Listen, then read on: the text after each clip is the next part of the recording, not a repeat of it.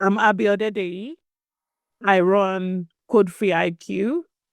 And what we do is that we help businesses to actually automate their operations. So basically get into their AI journey seamlessly. So you find out that most businesses are overwhelmed with the level of information that is out there. So our job, or what we do at Code Free IQ, is to help them make sense of where their business should actually be on that journey. So we do that end to end by consulting, by building, and then also teaching, more like training the teams as well. So that's basically what we do. I am also a CPD accredited AI trainer that trains professionals globally. Trained, I think, over 500 as we speak globally. And I'm also still learning. Yeah. Diversified Game. Learn how to start, run, and sustain your business. Awesome. Well, here we go. 5, 4, 3, 2, 1. Hey, it's Kellen. And today on Diversified Game, whenever I get to talk about AI, I find it to be such a privilege. I thank Sabrina for connecting me because Sabrina, you've said, I'm not doing interviews right now, but I know some great women who are doing some great things in AI. And I want to, share that with you. And I said, hey, God's perfect timing. Let's do it. So Abby is going to give us the game on what she's building and where she thinks AI is going and why not to be scared of AI, but to learn how to use it to your advantage. Welcome to the show. How are you doing today? From Scotland. Yeah, from Scotland, from Dunfermline, Scotland. So yeah, lovely to be here. Thanks so much, Kellen, for inviting me. Yeah. Thank you. And when I looked at what you were building in some of the videos that I saw, you really confirmed something in my spirit when everybody, started, the end user started to be able to use AI.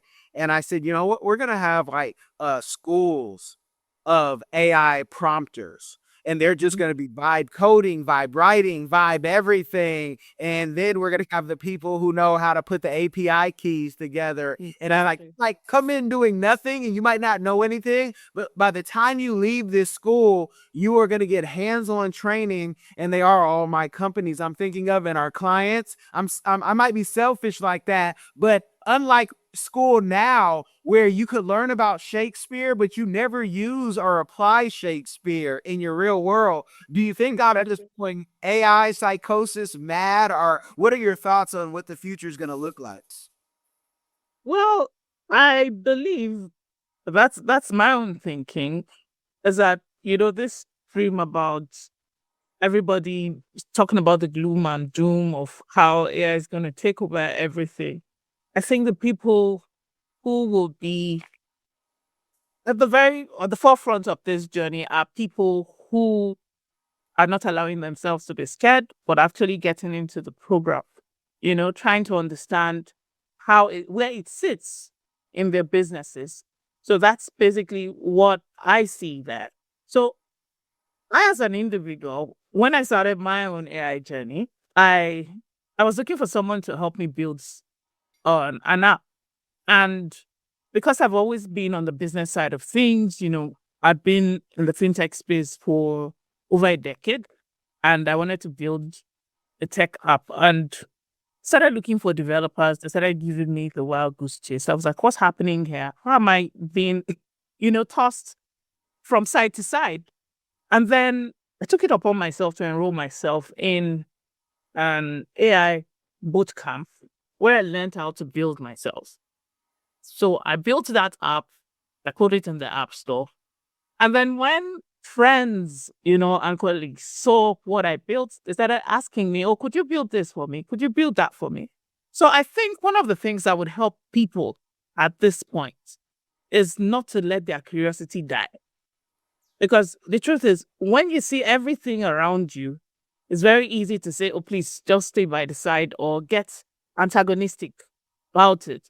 The truth is, it is here. We need to ride the tide and end up being on top. So your curiosity is what is going to help you to be at that very top. So what that happened after that for me was that I not only, built for those friends, businesses started reaching out, and that was what formed Code Free IQ that it is today.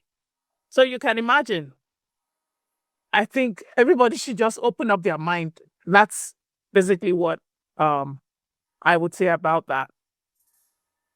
Okay. And you're not AI psychotic, I must say. I think the more you open your mind, the more wonders you would see here. And when I go back to home in California to visit, people tell me, and even my kids have told me here in Florida, they say, but AI isn't good for the environment. And I'm very defensive about that because I say none of this processed food or a lot of things that are going on are great for the environment. And, even with cryptocurrencies, they take energy, they take power, but we Mm. do have solar options for different things.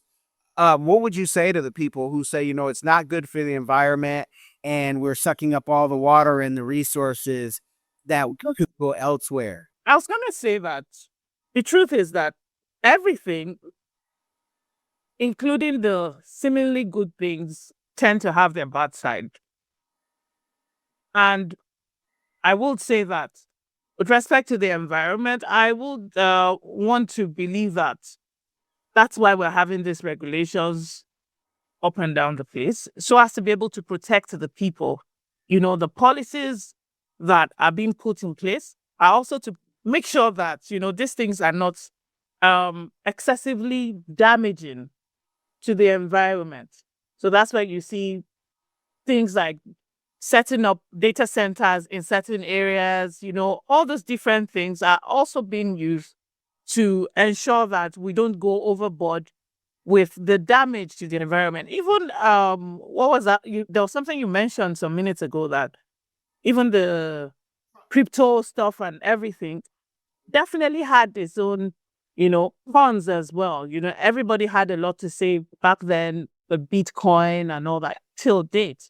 Yeah, how it's fraudulent, is this, is that, because I was also in the crypto game then. We hear a lot of stuff.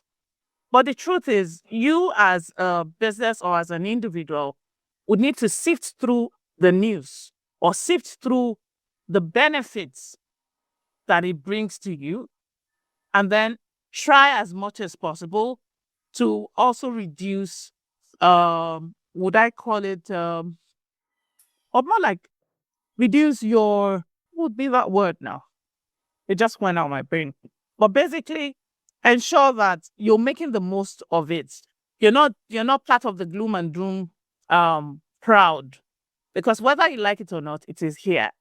So the best you can do is to ensure that you're making the most of it in whatever way that concerns you, whether it's in business, whether it's in your career, and or yeah. Every good thing still always has its bad side. And, I know that you can speak more than one language. So if you need to say something in Gaelic, we'll translate it later. Okay. Yes, because I know being a Nigerian, but also it seems from what the research I say you've been in the UK for a while, but you even have experience with Scottish dance, so they don't play with you. They don't play with you. And I love to see that if when you get videos of if you have any of that, of you directing and coaching that. The funny thing is that I actually haven't even gotten into learning how to do the dance. But my children actually, they do a lot of dancing, and also I tend to watch them do that. But the Scottish dance, I definitely would be learning that because like you said, I sit on one of the boards of the Dance Association here in Scotland. Yeah. But I would say that what I've also found, I think, and I'm sure you would, there's this there is this synergy between AI and the arts. And that itself, was one of the things that made my sitting on that board very impactful, because you find that, you know, most of those dances, you see them, on what I call it YouTube now and the rest of them, and then you get very fascinated with it. But there are actually different other ideas that that's come out of other people's perspective that are now being made very accessible via AI at this point. That sitting in that room has actually exposed me to. Do you get? So being sitting on that board as would I call it a seemingly tech person has actually opened me up to, life on the other side, you know, not just the business side now. Okay, AI in business, but what about AI in arts? What impacts, what possibilities actually exist regarding. Ready to dominate your industry with strategy that actually scales? At Coleman Public Relations and Consulting Firm, we're not just PR experts, we're licensed sports agents certified in AI and elite business consultants with over 2 decades of experience leading global projects across multiple countries. Visit cprfirm.com, that's colemanprfirm.com, and millionairex.ai. Then download the Millionaire X app, your AI powered guide to getting out of debt, investing smarter, and building generational wealth. Coleman Public Relations and Consulting Firm. It's a family business, it's different. Yeah, I was just saying that I've come to see a lot of possibilities that even within the arts world that AI has actually brought to the fore. That's basically what I was trying to say there. And being able to sit on that board, that's the board of the Scottish Youth Dance, has actually also helped me see the various possibilities that exist within that space. That's the situation. Okay, okay. And I talked about the Gaelic, but we also, I'm sure you can do some Yoruba too if we're in the market. Yeah, I speak Yoruba.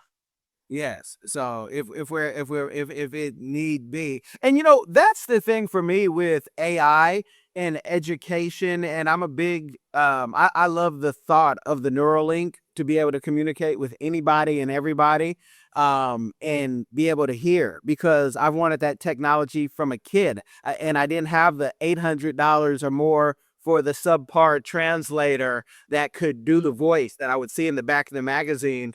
Where do you Yeah. think education is going to be impacted, and how is your company able to help? Because we're going to have probably more people who need the help the way things are going and don't understand, because education can be different when you think about even the slow learner or the person with special needs. Now if they're allowed to use AI to catch up, they're going to get information as quick as the person who's at the top of the class perfect.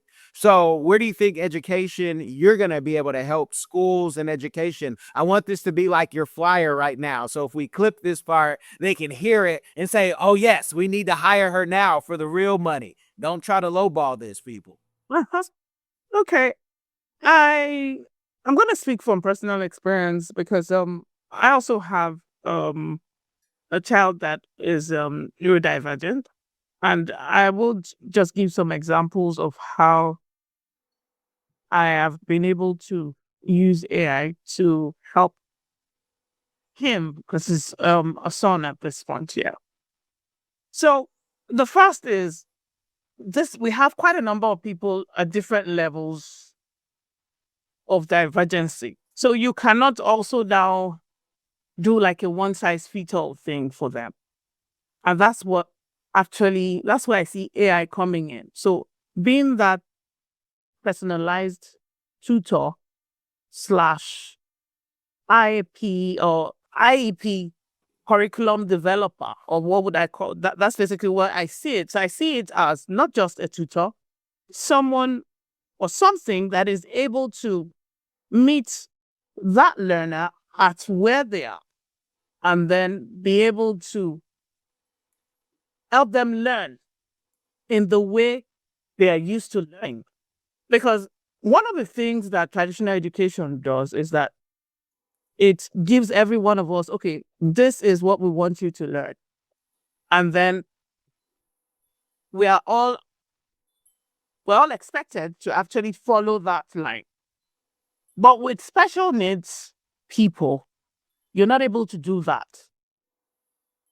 So for me, what I've been able to do with AI for my own son is be able to let it understand who he is, and then with that, be able to come up with a personalized learning plan for him, and then we follow his pace. Now, I've seen quite a number of tools coming up with that these days, and I have some of those connections on LinkedIn where I see them come up with some of this, very useful things. And because I'm in that situation, I can actually relate. Now, when it comes to teaching people in this AI journey, I also bring that there because you cannot come in and then tell people and start talking about what I call automation and the rest of it when people don't even understand what the fundamentals are.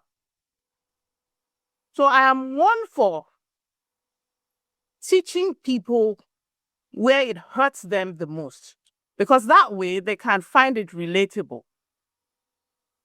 And in that instance, you're going to, what the outcome will be for them. It's not so much about the tool.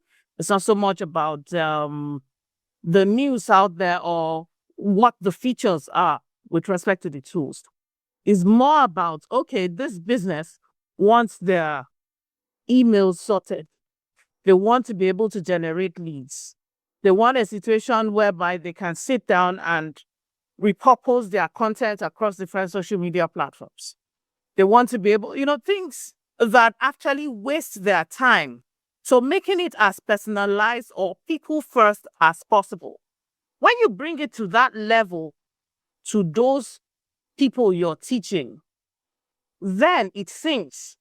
And they're able to run with whatever it is you're teaching them at that point. Okay. That's basically what I have seen that has worked for me. When I go into those rooms, I'm going in with practical insights, things you can take and run with once you leave the room, and even while you're still in the room. That's how AI can actually be useful to anybody. That's how I say it.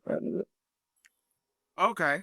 And I love it because even if there is again a language barrier, or sometimes people need to hear things in a certain, like music, they need to hear it in a certain tone. The reason why some people won't understand, certain language because they or music because they have not sat enough and try to sit down and listen to what country music or what rap or whatever that tone is, because there's so many different variations. So I love that you're saying that. And you guys can go to codefreeiq.com. Links are in the description, and you can book that corporate training for that corporate dollar, because that's always a nice dollar to get.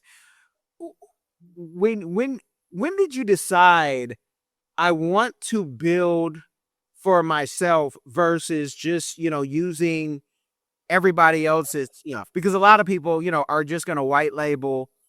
In tech, this happens all the time with servers, with everything. I used to work for Synology, so it'd always be funny when people say, "Oh, I have my own server," and then we go deep in a conversation. I'm saying, "You're just white labeling Synology stuff, or Drobo stuff, or AWS. This is not your tech." But when did you decide you wanted to build your own? And can you give the people the best program? Because you've gone from Harvard programs to MBAs.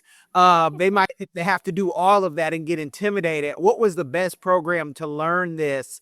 Please give us the game. Okay. First, I would say that learning is personal. That's something I must say. And for me, what I found is the best way to learn is by doing. So regardless of the number of programs you attend and all, most of all those programs you listed were things that I did back when I was in the fintech world.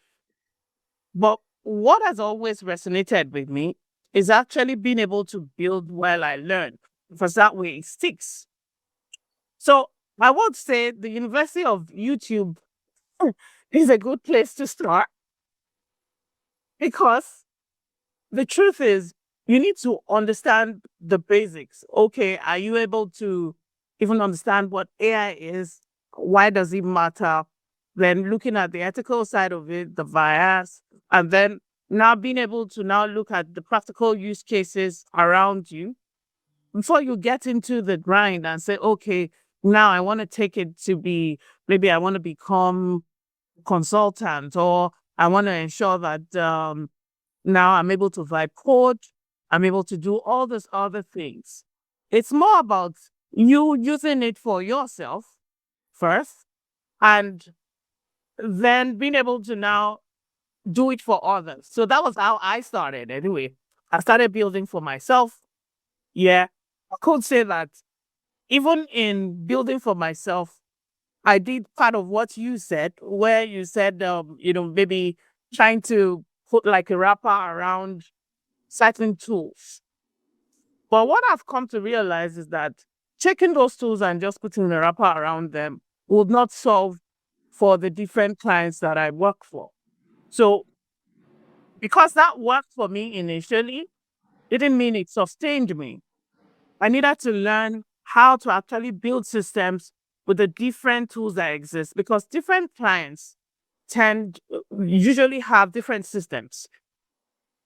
And in that regard, you need to be able to work with what they have, especially when they're not, you don't even expect them to buy every new tool that exists, because maybe you're not used to working with what they have. The idea is to make what they have work as perfectly as possible. So in that regard, it's not just about one tool. It's about building a system around their operations. Yeah, so that's basically what I have found that works. So when it comes to building or buying and all that kind of stuff, for me, I found that off-the-shelf things might not do the work perfectly, especially for the different clients and their systems. So most of the time, I tend to do custom builds for the clients based on their situation at the time. Yeah. So two things. The first thing is learn. The best way to learn is to build and not just go into programs. The program that I attended helped me, gave me a starting point, but I needed to build and keep learning. Yeah. And the way I learned was to ensure that I started following quite a number of people. Sabrina was one of the people I followed as well. So as to be able to, get to know more. So I don't believe that I've gotten to the peak, still on the journey, and I'll still keep learning. And then the second thing is that there's no one size fits all with respect to building or buying. It just depends on the situation you find yourself with the different clients. Definitely not one size fits all. But what do you think about, I sit on the board for Palm Beach State College, and they're now having an AI program. And the person who was doing the hiring at one point, when they were even talking about it, was saying the hard part is going to get people who actually know what they're talking about, who have the credentials to teach. Because then they say a lot of you tech people are just nerds who figure things out. You break things and you put them back together. But I say, for me, I'd rather you know how to build, and I don't care if you know, like a piano player, what the keys are, or when you're doing websites, I don't care if you know what that's called. In case for you, we had somebody trying to take your image, and they're like, "Oh, it doesn't work. You can't." We're Windows people here. You can't right click. I don't, what type of protection? I say it's probably a JavaScript protection, but I don't care if you don't know that term. You know that that doesn't work. And now I'm going to show you how to do the workaround, whether you're an intern or you're working for us. I'm going to show you how we're going to still steal it, because there's nothing I can't have that's out there online. I'm going to get it. I approved it as a file. I'm taking it. So, do you think that an AI degree is going to be worth it versus you just building? Because I love just the builders. Come with a hard hat and ready to learn and work. The same conversation with friends who, want to enroll in programs, AI programs in the Ivy League schools, just to say, okay, I went for this program, this AI program, and I have this name, behind me.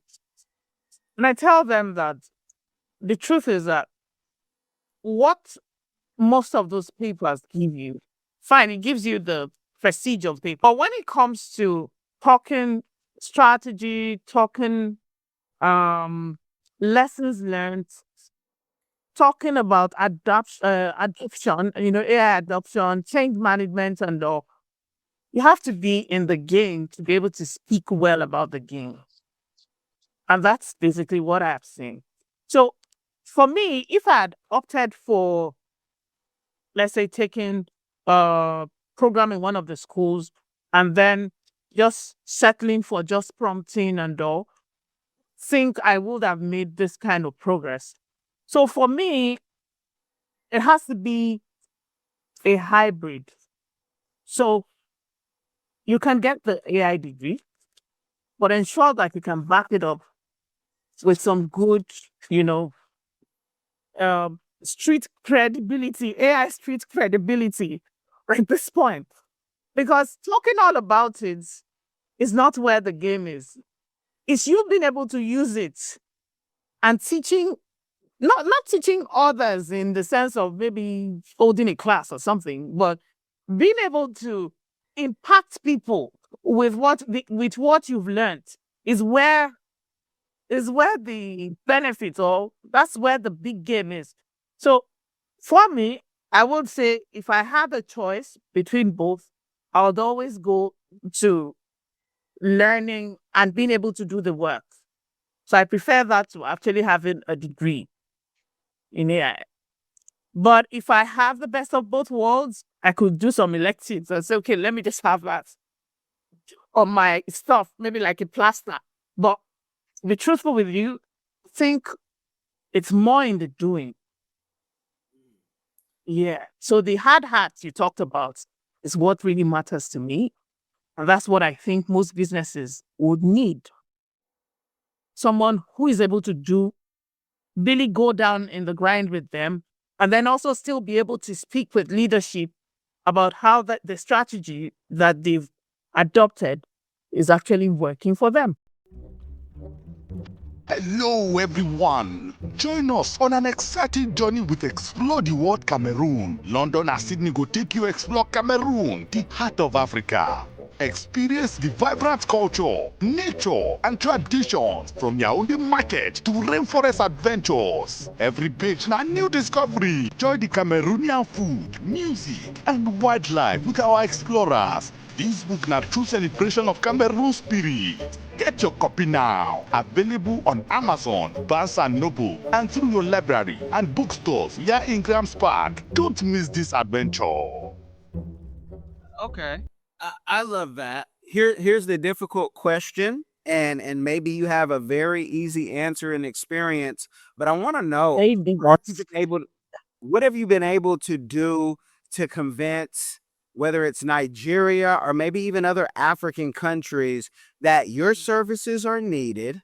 If they don't get on board with what you have going on, so you can teach the young people, which Africa has the most young people in the world, they're gonna be behind, especially since the GPUs and everything are really, they say coming out the West, but I have a whole nother thought process. I won't go deep in that, but because the materials surely aren't coming out the West. That's what I mean by that.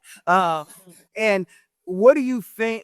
Have you had success, getting Africa, getting Nigeria to say, yes, come teach us And if so, let us know, because a lot of times, when it comes to tech, they use us for the minerals. They use us to teach the AI, ask Rwanda and Kenya and other places. But when it really comes into the politricians, those are the politicians, the government, the banks.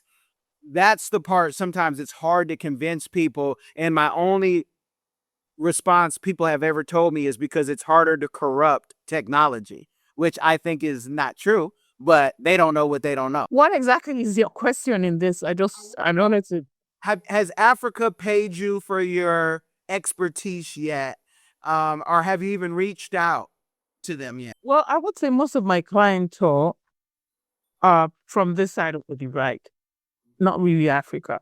So I've had to do some free workshops, and then some keynote speaking with respect to AI in Africa, in Nigeria to be precise. But going really deep into having to contribute with respect to maybe having a partnership with the government and all that kind of stuff, that hasn't come up. But coincidentally, I think some days ago, someone actually mentioned that they're coming up with an African AI forum, where they're looking to see how people within the industry can actually, that's African professionals and all within the AI space, are able to contribute their quota to the African continent in terms of education, resource building, all those different things. But it's still in the pipeline, and I can't really speak to it because it's not my program, but it's something that I know that quite a number of people are passionate about. So I think going as an individual, you may not make as much impact, but when you come as a group, you're able to influence things, and then maybe at that point you're able to get a foot in the door to really bring about change or some improvement. But I must tell you, like in Nigeria now, I know that quite a number of policies are coming out with respect to AI. And I know that I think Bosun Tijani, that's the Minister of ICT, is really passionate about that. And they've actually been bringing out some kind of programs with respect to that. But other than that, I'm not as involved in that aspect at this point. Maybe through that new program, through the new forum, I definitely would be part of it. But right now, Okay. not as much. Not yet, but hopefully somebody hears this and says, you know what? We need to send the first class ticket for the family, and That's it. It'll be fun to watch.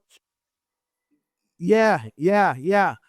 Because a lot of times, like I'm seeing, and we're seeing reports like 60 Minutes, and people in East Africa are saying, hey, we feel like we're being used and not paid well for training the AI in some very horrific things. And I have some team members in those areas who know so much more and so far advanced, even if they don't have the same luxuries of having internet everywhere they go like we do here in America. You can go to Starbucks, you can go to the grocery store, you can be walking down the street, you still have AI. I have a mobile Starlink that I could take where I want and plug it in, and I have internet. But they know so much more, and not just about, for at least in the West on this side, people think they're a genius because they know how to prompt the AI, but they know nothing about Notion. They know nothing about GitHub. They know nothing about, Superbase. They know nothing. And I'm like, you are an end user at best. And they don't even know that I'm giving what I'm saying. I might as well be speaking Yoruba or Gaelic to them, because they're like, I'm a user. Okay. But the funny thing about that is that most people, they actually start off that way, and I would say 80% of people stay that way because they tend not to see beyond the possibilities. They tend not to see the possibilities beyond where they are at that point.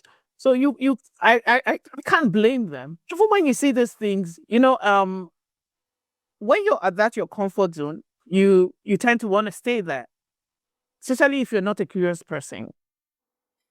If the minimum is good enough for you, then you can stay there. But when you see that, oh, this can actually help me do better with respect to my business, can make me more strategic in my operations, can help me deliver a better user experience to my clients, that in itself will push you.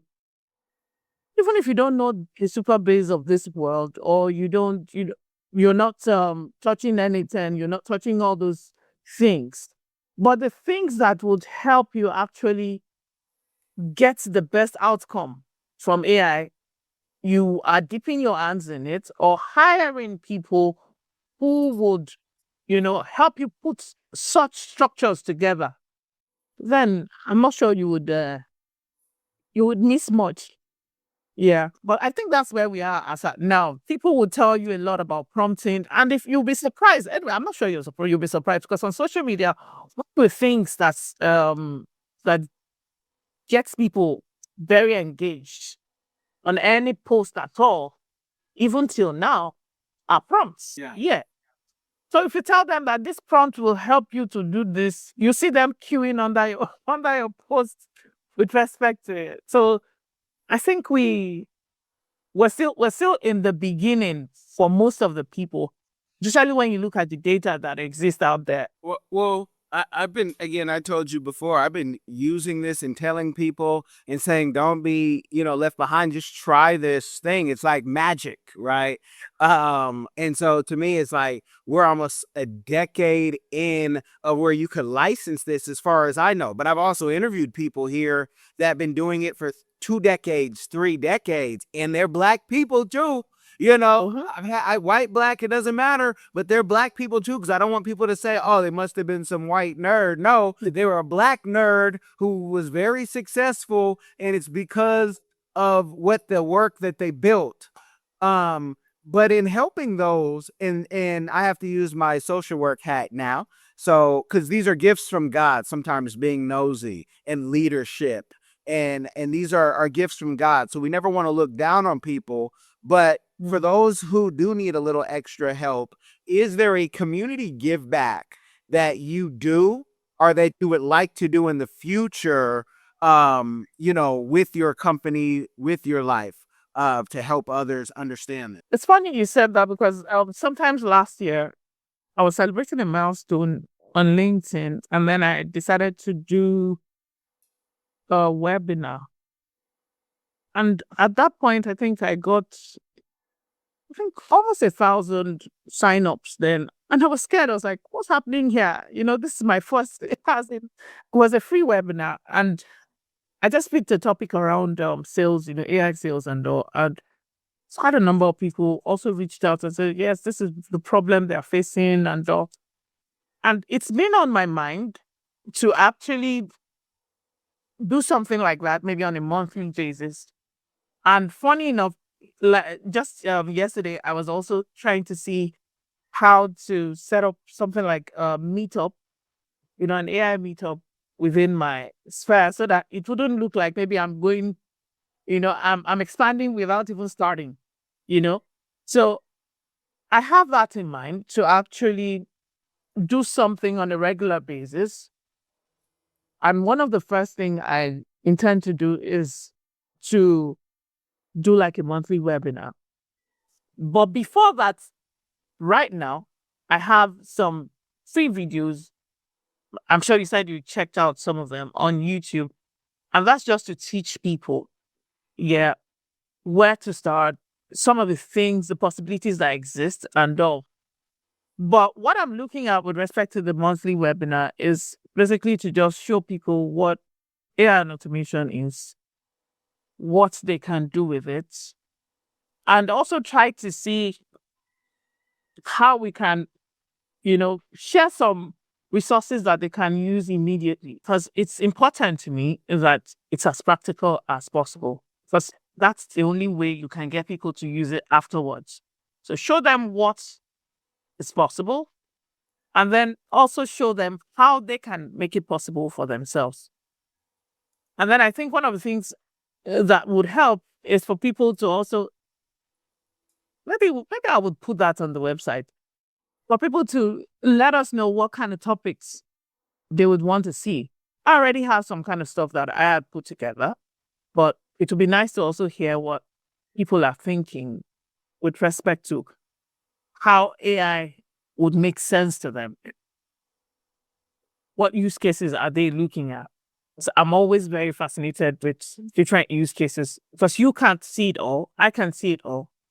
The different operations that people have, excuse me, is what will inform their usage of AI. I'll let you know how it goes. Once I put it together, I definitely will.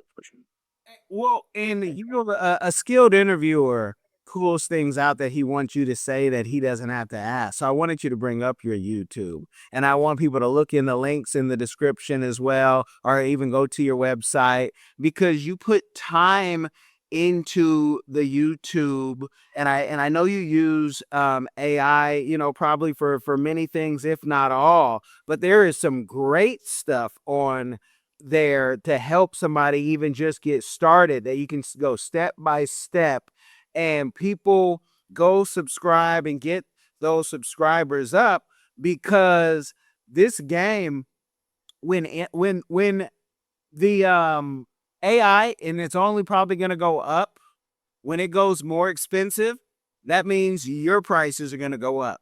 Get the basic, the foundation now. Where do you think we're going to go as far as prices going higher, especially for the things where, you know, they don't want the AI slop and they don't want you just spending money on the nonsense when they get tired and say, you know what, you just can't make stupid videos with AI. It needs to be practical or we're going to raise the prices.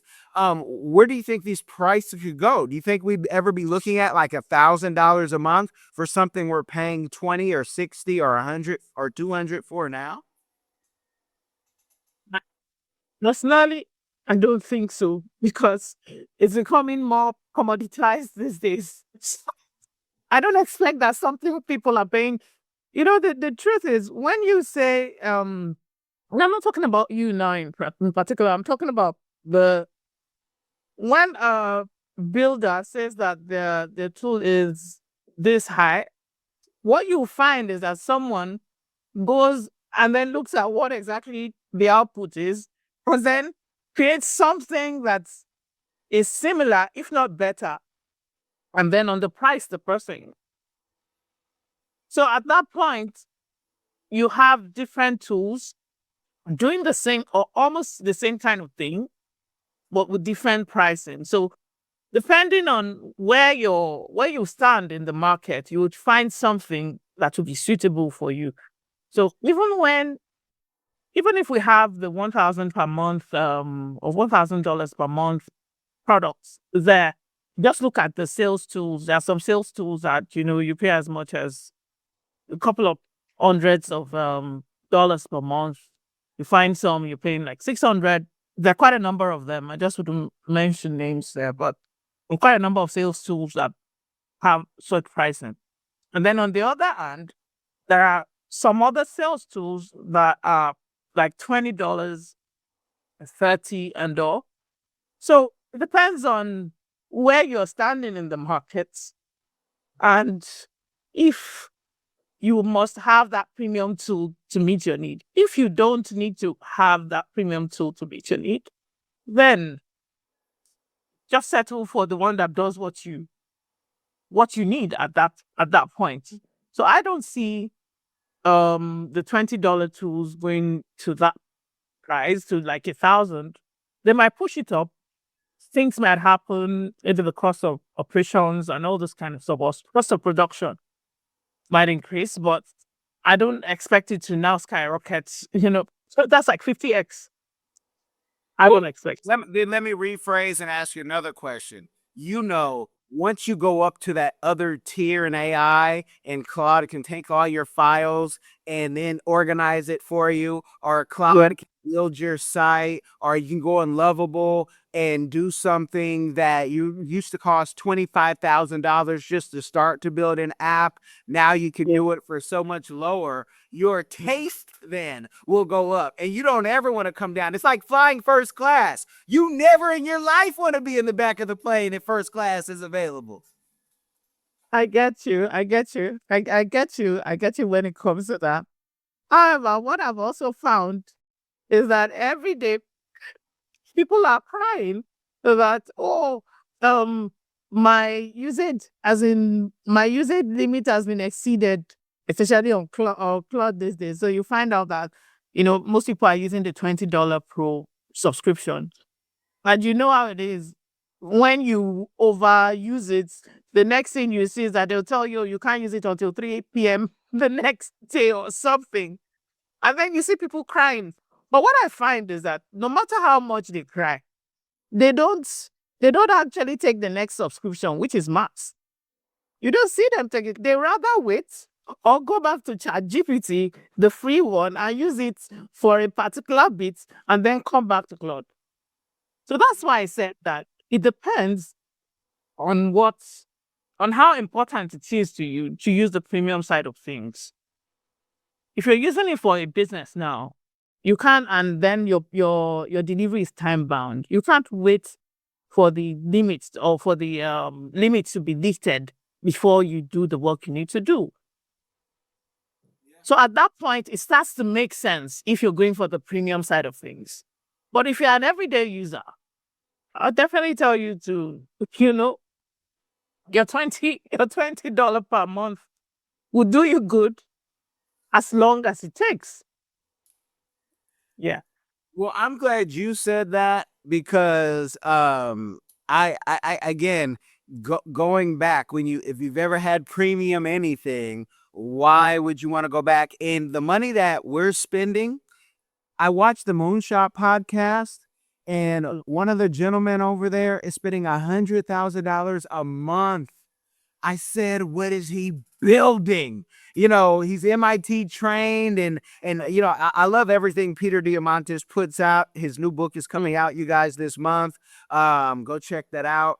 But it's what are you building? And when you start building, like you were talking about earlier, you never want to go back. It's like watching ad-free TV. For those of you who have built nothing, if you've ever had the ad-free TV, you don't want to see ads. You want to keep moving faster and faster because your neighbor is moving faster and faster, and they're going to map you if you have to wait for an ad. So I could go on for days with you about this, and then we could talk about, when will AI be able to cook fufu and fried fish and grilled fish. But that'll be another topic because I only asked for an hour, and I appreciate your time. But let the people know where they can find you. Any last words? The floor is yours. Okay. You can actually find me on YouTube, like I mentioned earlier, at Abi Odedeyi. You can also find me on LinkedIn, the same name, Abi Odedeyi. You can find me on my website as well, codefreeiq.com. You'd always see me there. And if it's just for you to come and ask questions, book a discovery call, and I can always just talk you through some of these things. Now, I was just going to say that for me, at this point, there's a lot of hype, but the reality is that outcome-based journeys are the most sustainable at this point. So it's not all about the tools, neither is it about, the systems and the features. It's more about what you use AI to achieve at the end of the day. And to get that, you should start with the boring things, the things that waste your time. That's where you will definitely see the real ROI at this point. Make sure you don't stop learning the deeper stuff, and that is where you would always see the benefits. So It's just it for me. Ensure that you're learning. Don't let your curiosity die because we're just getting started at this point. I love it. I love it. I love it. You guys are getting the game. This is game that you can use. This is better than the two cats that are fighting that you were doom scrolling, when you woke up. This is something that can actually make you money. Oh, money. And you're going to need it unless you're going to want the UBI services. And I promise you, you're not, because they're going to tell you to stay in your section of town. If you get UBI, you're not going to be able to come to certain, areas. That's just the way the future probably is going. You guys, I hope that you comment. I know most of you are listeners, but please go over to the YouTube and everywhere else that you can see video, like where you can, but most importantly, share this with somebody. Get them prepared now. It will bless their life. You guys, be blessed. You've tried it your way, but you're still in debt? Or maybe you're doing okay, but want to invest smarter, grow faster. MillionaireX.ai gives you real step-by-step strategies to ditch debt or stack wealth. Stop dreaming and start planning. Visit MillionaireX.ai today. I want you to be the next millionaire next door. Are you tired of the violence, tired of the injustice, police brutality, rampant discrimination, lack of gun control in this failed biased socioeconomic experiment called America? Or maybe you need a break from the relentless grind and want to regain control of your destiny, your wealth, your health, and your purpose. DiversifiedGame.com has the right course for you. Prepare for my first trip to Africa. Looking to reconnect with your roots, start a new business, or just a fresh start. Africa, aka the motherland, is waiting. Don't let the Chinese and the Mzungus have the fun and also take over the motherland. From Cairo to Mombasa, from Dakar to Cape Town, Africa has something for everyone, from business opportunities to the most amazing people, safety, leisure, and landscapes. The opportunities abound. It is time for the diaspora to reconnect with their roots. Time to reconnect with the birthplace of humanity. Africa is the last frontier. Get your head in the game and reclaim your legacy. The writing is on the wall.